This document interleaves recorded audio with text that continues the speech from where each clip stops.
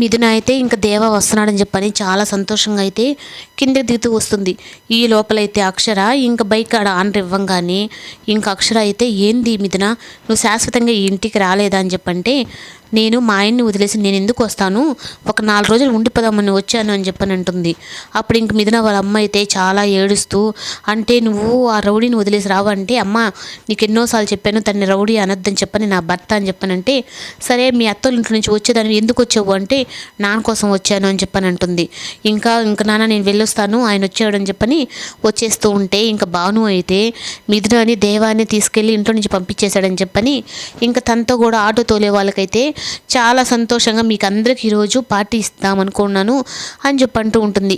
ఇంకా భాను వాళ్ళ ఫ్రెండ్ అయితే భాను నువ్వు పార్టీ ఇచ్చేది తర్వాత సంగతి, ముందు ఇది చూడు అని చెప్పని ఇంకా మిథునని దేవాన్ని అలా వస్తూ ఉంటే తనకు చూపిస్తారు. అప్పుడు ఇంకా మిథున మీదైతే భాను చాలా కోప్పడుతుంది. నేను బావ అని చెప్పని తెలిసి కూడా కావాలని మిథున ఇలా చేస్తుంది, తనకి బుద్ధి రాదు అని చెప్పని అంటుంది. ఇంకా మిథున మాత్రం ఒక పానీపూరి బండి చూసి నాకు పానీపూరి పెట్టిస్తావా లేదా అని చెప్పని తనతో గొడవ దిగుతుంది. కానీ దేవ మీదైతే చాలా ప్రేమతోనే మాట్లాడుతున్నా కానీ అది అర్థం చేసుకోకుండా దేవ మాత్రం తనని కోపంగానే చూస్తూ ఉంటాడు.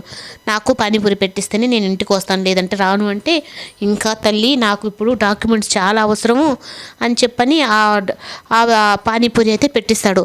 ఇలా కాదు నువ్వు తినిపిస్తే ఇంకా చాలా టేస్ట్గా ఉంటుందని చెప్పానంటే ఇంకా దేవగత కోపం వస్తుంది.